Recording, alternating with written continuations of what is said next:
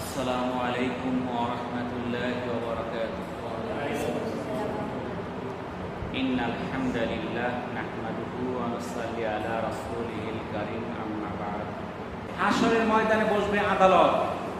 সেই আদালতে আল্লাহ তাআলা আত্মপ্রকাশ করবেন। সূরা ফাজরের 22 নম্বর আয়াতে আল্লাহ তাআলা বলেন, আপনার পালনকর্তা আত্মপ্রকাশ করবেন এবং ফেরেশতাগণ সারিবদ্ধভাবে উপস্থিত হবেন। সূরা নাবার 38 নম্বর আয়াতে আল্লাহ তাআলা বলেন, সেদিন রূহ বলতে হযরত জিবরাইল আলাইহিস সালামকে বোঝানো হয়েছে। তিনি এবং তার আরো যে অন্যান্য ফেরেশতাগণ তারা সারিবদ্ধভাবে দাঁড়াবে। অতঃপর দয়াময় আল্লাহ যাকে অনুমতি দিবেন সে ব্যতীত অন্য কেউ কথা বলতে পারবে না। অতঃপর সে কথা বলবে। তাহলে আল্লাহ তাআলা যাকে কথা বলার সুযোগ দিবে শুধু সেই কথা বলতে পারবে, আর কেউ কোনো কথা ওজোর আপত্তি কিছুই করতে পারবে না। সেই দিনকে নবী ও সাক্ষীদেরকে উপস্থিত করা হবে। সূরা জুমার 69 নম্বর আয়াতে আল্লাহ তাআলা বলেন, নবী ও সাক্ষীগণকেও হাজির করা হবে এবং সকলের মধ্যে ন্যায় বিচার করা হবে। অতঃপর তাদের প্রতি কোনো জুলুম করা হবে না। সেই দিন বাদশা হবে একমাত্র মহান আল্লাহ, আর কোনো বাদশা থাকবে না। ছোট্ট একটা বাংলাদেশের রাজা হলেই মনে করি যে বিশাল কিছু হয়ে গেছে, কিন্তু সেই দিন এই ছোট্ট বাংলাদেশ না, এই সারা বিশ্বের বড় বড় যারা প্রেসিডেন্ট তাদের কোনো খোঁজ থাকবে না। সেই দিনের একমাত্র বাদশা থাকবে মহান আল্লাহ। সূরা আনআমের 73 নম্বর আয়াতে আল্লাহ তাআলা বলেন, যেদিন সিংহায় ফুৎকার দেওয়া হবে সেদিনকার কর্তৃত্ব হবে তারই। অদৃশ্য এবং দৃশ্য সবকিছু সম্পর্কে তিনি পরিজ্ঞাত, আর তিনি প্রজ্ঞাময় এবং সবিশেষ অবহিত। সূরা ফুরকানের 26 নম্বর আয়াতে আল্লাহ তাআলা বলেন, সেদিনের কর্তৃত্ব হবে দয়াময় আল্লাহর। সূরা মুমিনের 16 নম্বর আয়াতে আল্লাহ তাআলা বলেন, আল্লাহ তাআলা সেদিন বলবেন, আজ কর্তৃত্ব কার? এক পরাক্রমশালী আল্লাহরই। তখন প্রশ্ন করা হবে, কার কর্তৃত্ব? সকলেই সমস্বরে উত্তর দিবে, এক আল্লাহ। আব্দুল্লাহ রাদিয়াল্লাহু তাআলা আনহু থেকে বর্ণিত, তিনি বলেন, একদা এক ইহুদি পাদ্রী, ইহুদিদের যে হুজুর আর কি ওদেরকে ডাকে পাদ্রী, এক ইহুদি পাদ্রী নবী করিম সাল্লাল্লাহু আলাইহি সাল্লামের কাছে এসে সম্বোধন করে বলল, হে মুহাম্মদ, আমরা তাওরাতে পেয়েছি যে আল্লাহ তাআলা কিয়ামতের দিন আকাশমণ্ডলীকে এক আঙ্গুলের উপর, জমিন সমূহকে এক আঙ্গুলের উপর, গাছপালাকে এক আঙ্গুলের উপর, পানি ও মাটিকে এক আঙ্গুলের উপর এবং সকল প্রকার সৃষ্টিকে এক আঙ্গুলের উপর তুলে ধরবেন। তারপর বলবেন, আমি বাদশা। পাদ্রীর এসব কথা শুনে রাসূলুল্লাহ সাল্লাল্লাহু আলাইহি সাল্লাম হেসে দিলেন। এমনকি তার মারির দাঁত প্রকাশিত হয়ে পড়েছিল, আর এর মাধ্যমে তিনি পাদ্রীর কথাকে সত্যায়ন করলেন। অতঃপর তিনি এই আয়াত পাঠ করলেন, সূরা জুমারের 67, যার অর্থ, তারা আল্লাহর যথোপযুক্ত সম্মান প্রদর্শন করেনি। কিয়ামতের দিন সমস্ত পৃথিবী তার হাতের মুষ্টিতে এবং আকাশমণ্ডলী থাকবে তার ডান হাতের মুঠোয়। পবিত্র মহান তিনি, তারা যাকে অংশীদার স্থাপন করেছে তিনি তার থেকে অনেক ঊর্ধ্বে। এই হাদিসটা আসছে সহিহ বুখারীর 4811 নম্বর হাদিস। কিয়ামতের দিন মহান আল্লাহ তাআলা এই সমস্ত আকাশমণ্ডলীকে পেঁচিয়ে ধরবেন। তারপর তিনি আকাশমণ্ডলীকে ডান হাতে ধরে বলবেন, আমি বাদশা। প্রভাবশালীরা এখন কোথায়? অহংকারীরা এখন কোথায়? এরপর তিনি বাম হাতে গোটা পৃথিবী গুটিয়ে নেবেন এবং বলবেন, আমি বাদশা। শক্তিশালী লোকেরা কোথায়? অহংকারীরা কোথায়? সহিহ মুসলিমের 7228 নম্বর হাদিস। এই দুনিয়াতে যারা ক্ষমতা নিয়ে গর্ব করত, দম্ভ করত, অহংকার করত, তাদেরকে ডাকা হবে, তারা কোথায়? কিন্তু কেউ কথা বলার কোনো সাহস পাবে না। সেই দিন অনেক বড় বড় লোক যাদের কোনো মূল্যই থাকবে না। আমরা দুনিয়াকে যাদেরকে দেখলে আমরা 10 হাত দূরে দিয়ে যাই, যাদেরকে আমরা দেখলেই সালাম দেই, কত মূল্যায়ন করি, কিন্তু সেই দিন তাদের কোনো মূল্যই থাকবে না। আবু হুরায়রা রাদিয়াল্লাহু তাআলা আনহু থেকে বর্ণিত, রাসূলুল্লাহ সাল্লাল্লাহু আলাইহি সাল্লাম বর্ণনা করেন, তিনি বলেন, কিয়ামতের দিনে একজন বেশ মোটাতাজা ব্যক্তি আসবে, কিন্তু সে আল্লাহর নিকট মশার দানার চেয়েও নগণ্য হবে। অতঃপর তিনি এই আয়াতটি পাঠ করেন, সূরা কাহাফের 105, যার অর্থ, আমি কিয়ামতের দিন তাদের জন্য দাড়িপাল্লা প্রতিষ্ঠা করব। এই হাদিসটা বর্ণিত হয়েছে সহিহ বুখারী 4729 নাম্বার। সেই দিন রাসূলুল্লাহ সাল্লাল্লাহু আলাইহি সাল্লাম নেককারদের জন্য সুপারিশ করবেন। হাসরের ময়দানে সর্বপ্রথম রাসূলুল্লাহ সাল্লাল্লাহু আলাইহি সাল্লাম সুপারিশ করবেন। আবু সাঈদ খুদরি রাদিয়াল্লাহু তাআলা আনহু থেকে বর্ণিত, তিনি বলেন, রাসূলুল্লাহ সাল্লাল্লাহু আলাইহি সাল্লাম বলেছেন, আমি আদম সন্তানদের নেতা, এতে কোনো গর্ব নেই। আর আমি হব প্রথম ব্যক্তি কিয়ামতের দিন যার ব্যাপারে জমিন বিদীর্ণ হবে এবং কবর থেকে সর্বপ্রথম আমি উঠব, এটি কোনো গর্বের বিষয় নয়। আমি হব প্রথম শাফায়াতকারী এবং সর্বাগ্রে আমার শাফায়াতকে কবুল করা হবে, এতে গর্বের কিছু নেই। আল্লাহর প্রশংসার পতাকা কিয়ামতের দিন আমার হাতেই থাকবে, এতে কোনো গর্ব নেই। ইবনে মাজাহ 4308 নম্বর হাদিস। তাহলে কিয়ামতের পর মাটি থেকে সবার আগে উঠবে কে? রাসূল করিম সাল্লাল্লাহু আলাইহি ওয়াসাল্লাম। প্রথম শাফায়াতকারী কে হবেন? রাসূলুল্লাহ সাল্লাল্লাহু আলাইহি সাল্লাম। উনার হাতেই থাকবে আল্লাহর প্রশংসার পতাকা। আর আল্লাহ রাসূল বললেন কি, এতে আমার কোনো গর্ব নেই। উবাই ইবনে কাব রাদিয়াল্লাহু তাআলা আনহু থেকে বর্ণিত, রাসূলুল্লাহ সাল্লাল্লাহু আলাইহি সাল্লাম বলেন, যখন কিয়ামতের দিন হবে তখন আমি হব ইমাম, নবীগণের ইমাম, তাদের মুখপাত্র, তাদের সুপারিশকারী, এতে আমার কোনো গর্ব নেই। তিরমিজির 3613 নম্বর হাদিস।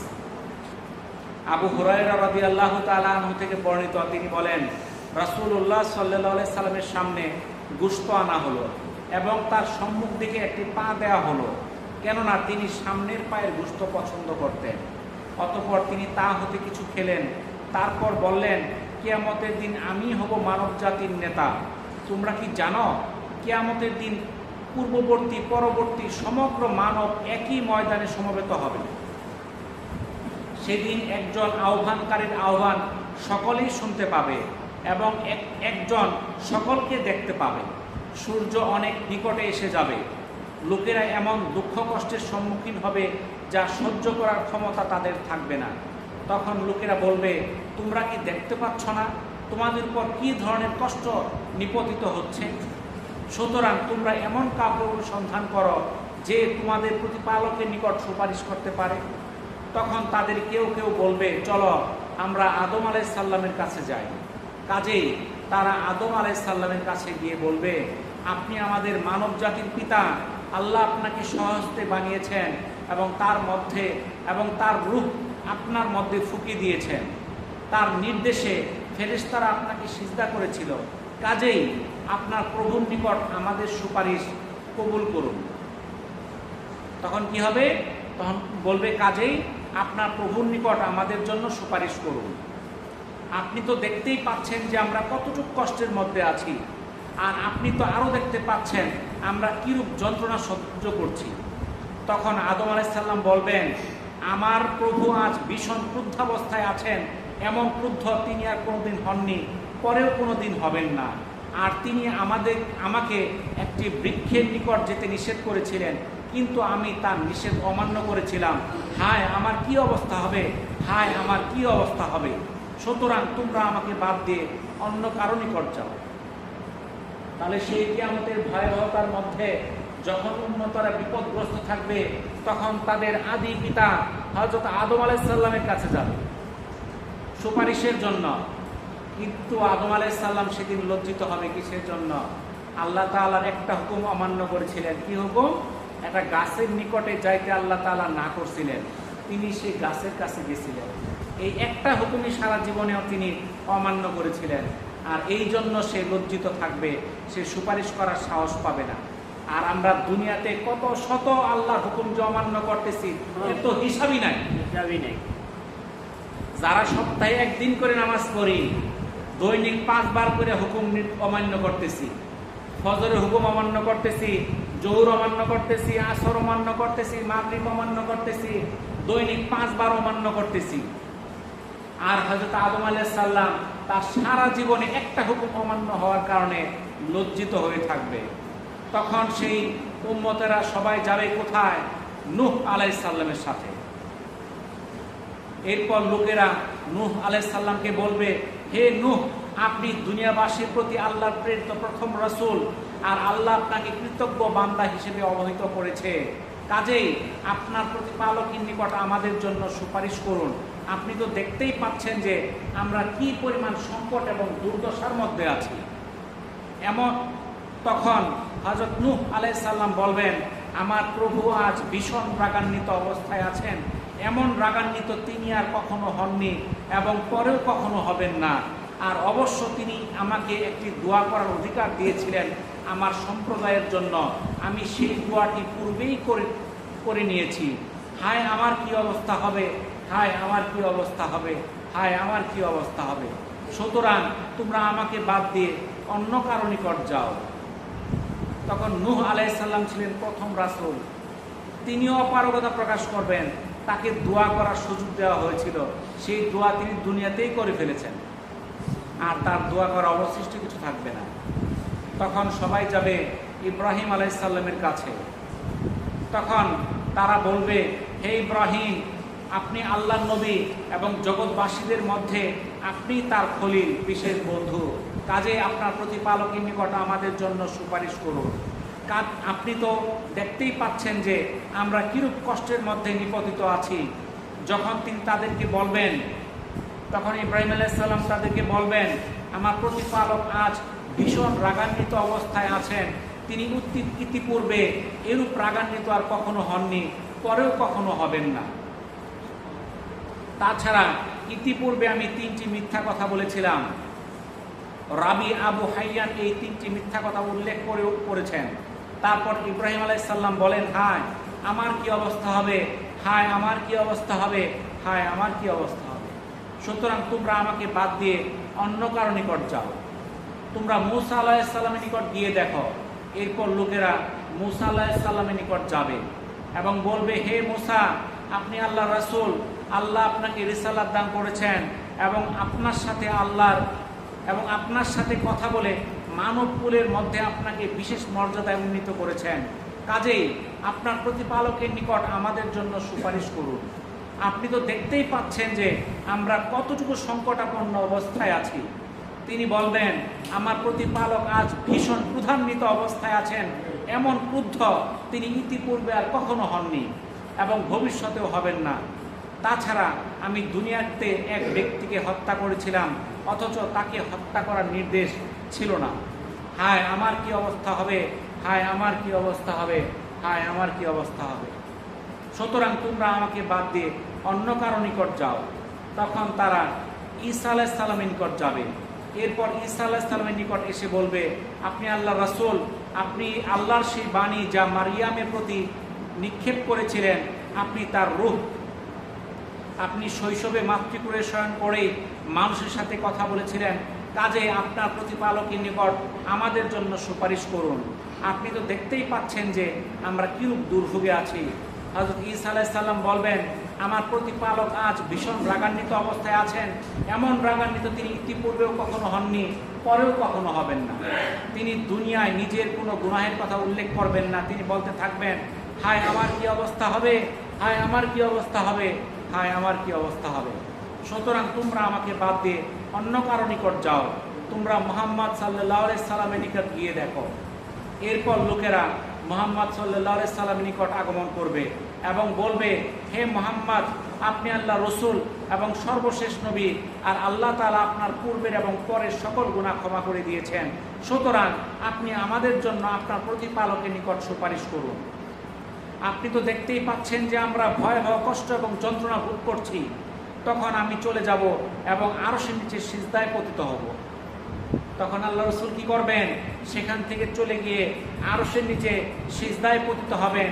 তারপর আল্লাহ তার প্রশংসা ও গুণকীর্তনের এমন উত্তম ও সুন্দর রীতি আমার সামনে উন্মুখ করে দেবেন, যা ইতিপূর্বে আর কারো সামনে খুলে দেননি। অতঃপর তিনি বলবেন, হে মুহাম্মদ, তুমি মাথা উঠাও, তুমি প্রার্থনা করো, তোমাকে তা প্রদান করা হবে, এবং তুমি সুপারিশ করো, তোমার সুপারিশ কবুল করা হবে। অতঃপর আমি আমার মাথা উঠাবো এবং বলবো, হে আল্লাহ আমার উম্মত, হে আল্লাহ আমার উম্মত। যখন তাকে বলা হবে, হে মুহাম্মদ, তুমি তোমার উম্মতের মধ্য থেকে যারা বিনা হিসেবে জান্নাতে প্রবেশ করবে, তাদেরকে দরজাসমূহের ডান দিকের দরজাসমূহ দিয়ে প্রবেশ করাও।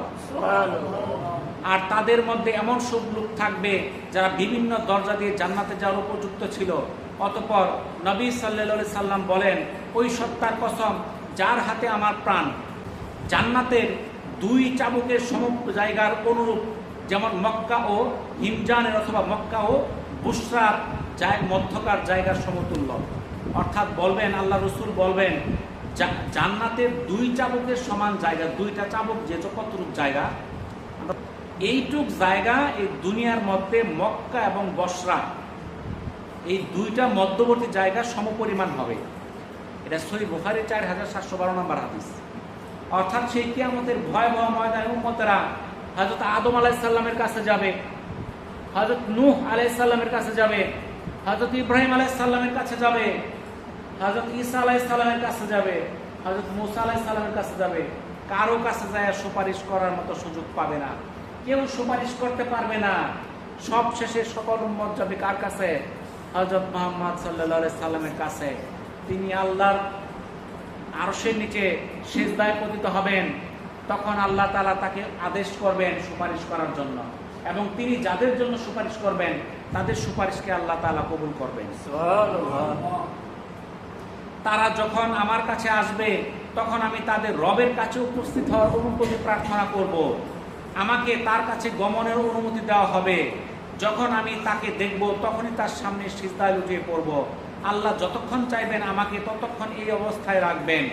তারপর বলবেন, হে মুহাম্মদ, মাথা উঠাও আর বলো, তোমার কথা শোনা হবে, আর প্রার্থনা করো, যা চাইবে তা প্রদান করা হবে, তুমি যা সুপারিশ করবে তা কবুল করা হবে। রাসূলুল্লাহ সাল্লাল্লাহু আলাইহি সাল্লাম বলেন, আমি তখন মাথা তুলব এবং আমার রবের এমন বাক্য প্রশংসা করব যা আমার পরাক্রমশালী রব আমাকে শিখিয়ে দেবেন। এরপর আমি সাফায়াত করব। সহিহ বুখারী 6565 নম্বর হাদিস। তাহলে সেই হাসরের ময়দানে যদি আপনি যদি রাসূলের কি সাফায়াত পাইতে চাই, তাহলে কাজ করতে হবে। আখিরুদ দাওয়ানা আলহামদুলিল্লাহি রাব্বিল আলামিন। আসসালামু আলাইকুম ওয়া রাহমাতুল্লাহি ওয়া বারাকাতুহু।